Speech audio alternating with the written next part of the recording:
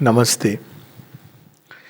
So we are on the riddle of fate in Savitri, and as always, Shobhindo reveals to us several dimensions of fate. Not only in the book of fate, several places. In, as I said, in issue, then in book one, canto two, secret knowledge, full of so much he speaks about fate. So fate normally we understand only as an individual fate.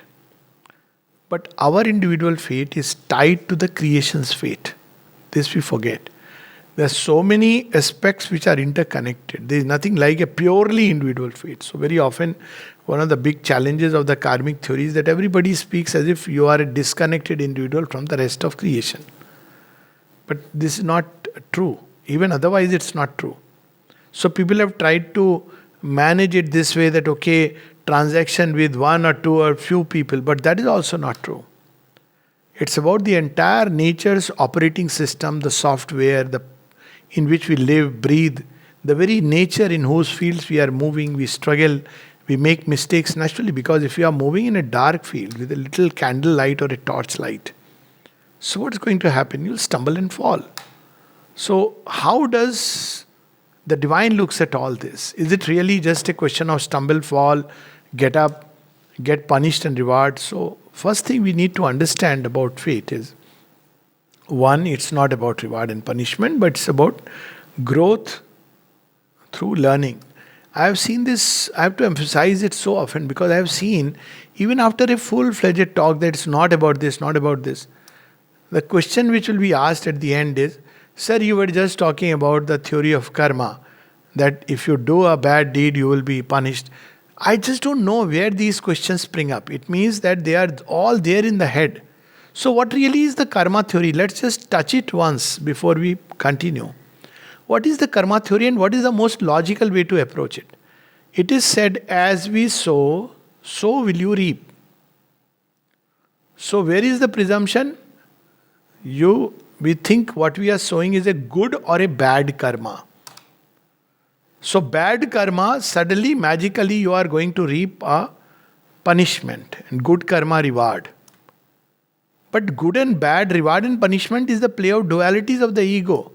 So, what really is karma? It's an energy. Whatever direction we put our energies, that is going to grow. As we sow, so will we reap. So, it means that if a person is continuing to develop all the cunning by which he can beat his opponents in the game of dice, like Shakuni, he will be able to beat the opponent. This is the law of karma. Because he has put his energies in a certain direction, whatever direction. Another person has put all his energies in the direction, let us say, knowing God. He will end up knowing God. So then, this is, Shobindu says that if at all there has to be logic, this is how it should be. Nature will give you whatever direction you have put your intelligence in. So where does reward and punishment come in? Now here comes the twist of the tale. That if you put in all your energies to become cunning so that you can meet your selfish ends, nature will grant you. Develop your cunning, cheat people. You will cheat Charles Sobraj, you will cheat 100 people. After that, even if you get punishment, it makes no meaning because those 100 fellows are cheated. You will say, no, next life. No.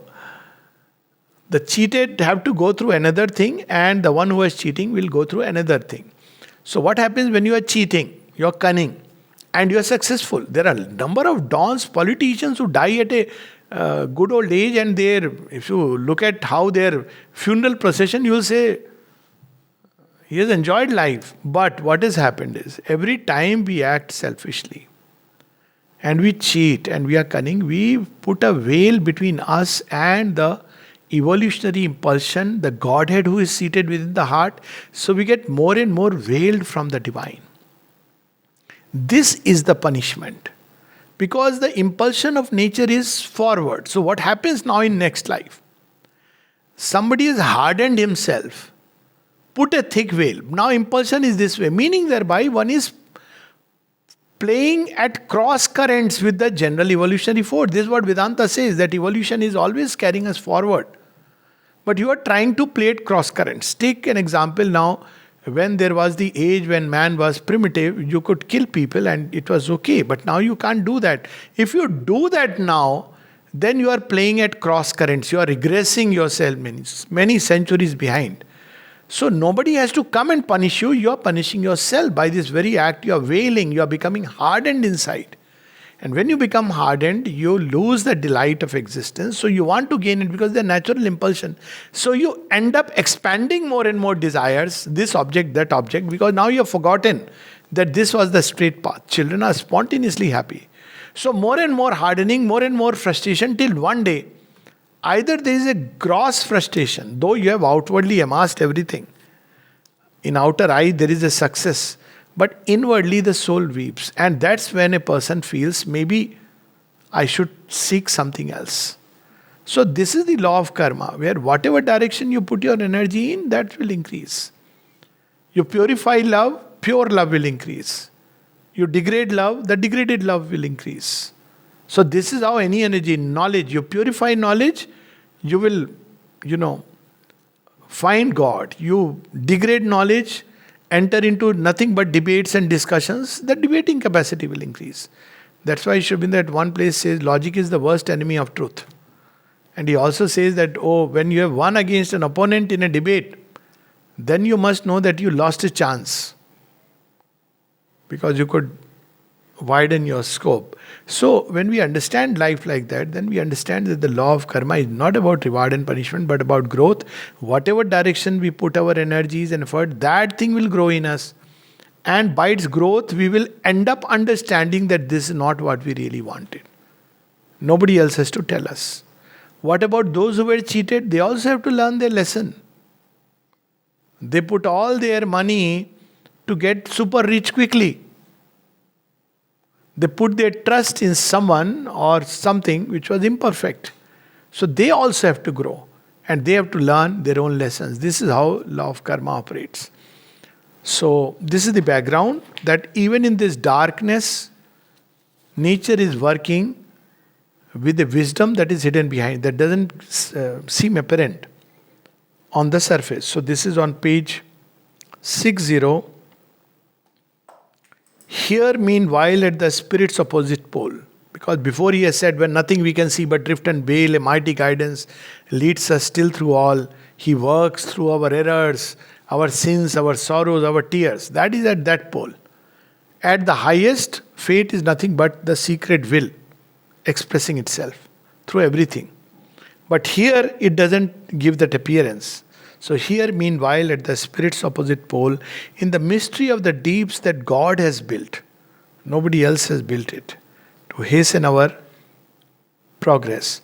For his abode below the thinker's sight, in this, so beyond the thinker's sight is the higher worlds, the gods, and then the God. If you reach there, then you can look at the wisdom, you can participate in it. But below the thinker, lesser and lesser, you are tied mechanically to a rigid determinism of nature. So, the lower we go into the scale, we are tied to the rigid determinism, like matter, material things, they are tied to rigid determinism. The higher we ascend, we enter into a freer and vaster air. So, the secret is to, ascend further. In this compromise of a stark absolute truth, with the light that dwells near the dark end of things. Such a beautiful thing. That's what we were speaking the other day. Light that dwells near the dark end of things. It's not like this is dark and there is light. Asado ma sadgamya, tamso ma jyotirgamya. It's also the light that dwells here. It has become dark by concealing itself. In this tragi-comedy of divine disguise, it's not just tragedy. It's also both the seesaw of life, this long, far seeking for joy, ever near. So, after going through the entire circle of groping in the dark, you end up realizing that basically you are groping for something which you are carrying right there. We all have had this experience, no? It's so tragi-comedy. I have had that you are having the watch in your hand. Okay? But you are looking for it. You have not put the watch on your wrist, but you have it in your hand. and you're looking for it. And you just, wonder what has happened. You probably feel it's gone. Then you discover, okay, it's there in your hand. And what happens then? You get the comedy part of it. With scooter, it happens very often, with me at least. The keys I have kept in the scooter and I have forgotten. So other day I was also ringing up, Vivek, do you know where is my scooter key? He said, how would I know? And I am looking for my scooter keys. And but scooter key was also the lock, door lock. So somebody had the wisdom to tell me, maybe it's on your scooter. I said, yes, I do that very often. So what happens when you discover it? There is a joy. Oh yes, it was always there. I've done it even with the scooter, not only scooter key. Left it somewhere and I felt it's gone. I think everybody does it. So that's the tragi-comedy, that you are going in search, groping. Maybe this is the one, no, this is the one. Maybe this is the one you're trying, but... So Sri Aurobindo says that where we are searching, the long far seeking for joy ever near. In the grandiose dream of which the world is made, in this gold dome on a black dragon base. So, the thinker, all that is so wonderful. You can think, intellectualize everything, but the base is the inconscient foundation. So it drags everything and everybody down. The conscious force with a capital F, the conscious force that acts in nature's breast. So the wisdom is hidden, it is there in nature, but outwardly it doesn't seem apparent. It is there if you try to understand, see all the instincts of an animal, what else are they but a profound wisdom? But it doesn't seem apparent. A dark-robed laborer in the cosmic scheme, carrying clay images of unborn gods. So, see, when Durga Puja or any puja in India, so there are people who make the clay images. They make nice, beautiful vigraha, murti or idol or whatever you may call it. So when they make the idol, this is only the first step. You see so many idols, all varieties. And then these now is paradox. Like China doesn't believe officially in God, let alone Indian gods. But there are a lot of idols which are made because money, Chinese idols. Big hit, sasta. But neither sundar nor tikau. But anyways, so you have the idols which are made. This is the clay images. So people are selling these clay images. This is only the first step. This is the dark-robed laborer. Nature has to create a clay image, a kind of form of formation. But then what happens? After the clay image is put, then the priest breathes into it life, the living presence. That is the prana pratishtha. So evolution is a two-step process where nature forms the personality, apparently, through all the strokes of life, through all the challenges, is forming something. When the formation of personality is pakka, the ego is like, this is me. Then the divine says, wait. He comes and touches. And magically things begin to change. So this is the two-way process, two-step process. So we have this beautifully described here. Carrying clay images of unborn gods, executrix of the inevitable idea, hampered, enveloped by the hoops of fate, patient trustee of slow eternal time, absolves from hour to hour her secret charge. So nature has been given this task, create a form in which the gods can dwell and then the divine himself. So nature says, okay, she consults time. Time says, I have no end. Time cannot end. If time ends, it is the timeless eternal. So nature says, okay, it works 1,000, 10,000 years, million years is nothing for nature. That's what Mother says. Nature knows ultimately a new creation, supramental creation, but it has no hurry. The forms are toys for nature. If when you watch a serial and people laugh and cry, do you feel that way? Oh my God, poor fellow. You sometimes you feel like laughing when people are crying, and people will give all these comments from aside. Are kya hai isme? And there's a drama going on. The fellow is very serious. कि तुम दो चुटकी सिंदूर की कीमत क्या जानो. They'll speak like that, and there's a lot of drama going on. People, oh my God, this is such a sentimental stuff. And the new children will say, okay, be done with all this sindoor stuff. Huh? Love is important. Now, this is the way nature advances. But at one point of time, so there is a whole drama which is being staged. And nature, they watch and then the form is gone. It's okay. We'll make another form. The drama is finished. We'll make another drama. The actors are the same. They are not dying. In the drama, they die. They don't die in reality. They keep changing roles. So nature doesn't mind taking tens of thousands of years.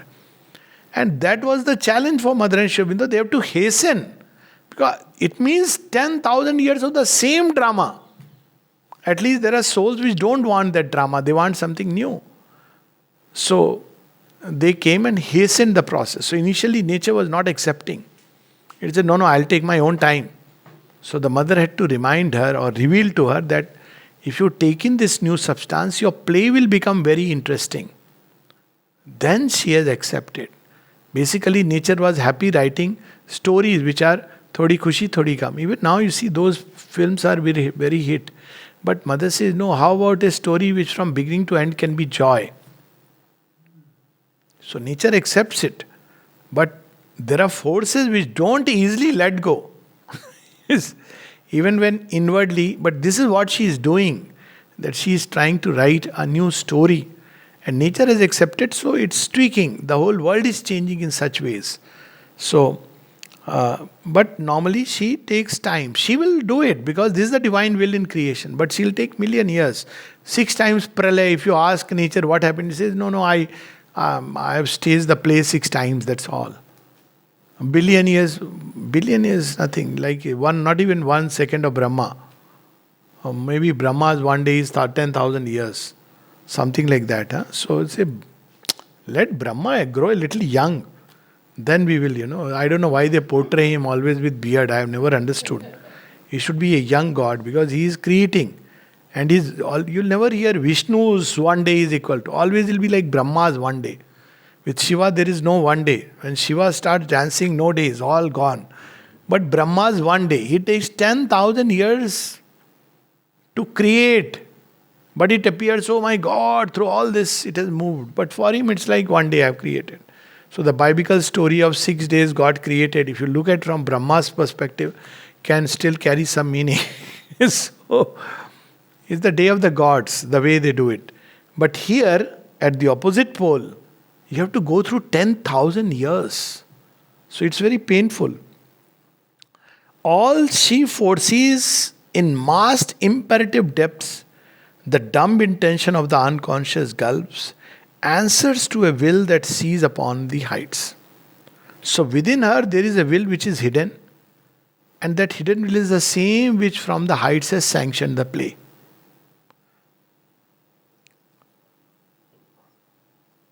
And the evolving words' first syllables, at several places in Savitri, Sri Aurobindo is given an entirely new meaning of the word Om. His andaj. So normally we all read classically Om. So is movement which is outside, going out. If you pronounce it's like outward movement. O, the returning movement. Circumscribing everything and taking it inside. So O, circumscribing and return of the creation to the creator. Now look how Sri Aurobindo says. And the evolving word's first syllable, ponderous, brute-sensed, contains its luminous close. So already in the first syllable, you can't keep doing maybe a very good. You will after a while, your mouth is a bit will tend to, it'll happen because that's how it carries a luminous close. It is inevitable in the very act of creation. First is brute sensed. If you look at the creation in the beginning, rocks, such asteroids hitting each other, brute sense, first syllable. When creation rushed out, the energy of the creatrix, it rushed out. First, brute sensed. Contains its luminous close. Privy to a summit victory's vast descent, and the portent of the soul's immense uprise. So, all is fixed in the highest sense. And what is fixed is that this will be the luminous close to this journey. Here, all seems chance. The more we remain tied to the mechanical determinisms of nature, the more we will be subject to blind determinisms of fate. Though our wisdom is operating, we will not understand this wisdom. So we'll give all these theories of reward, punishment, and all that. The more we ascend to the heights, the more we'll understand the wisdom that is operating. The more we'll arrive at freedom because we'll make the choices which are necessary for our ascension and not based just on our limited, immediate personal gains. So, this is the story of the drama of fate being written in creation.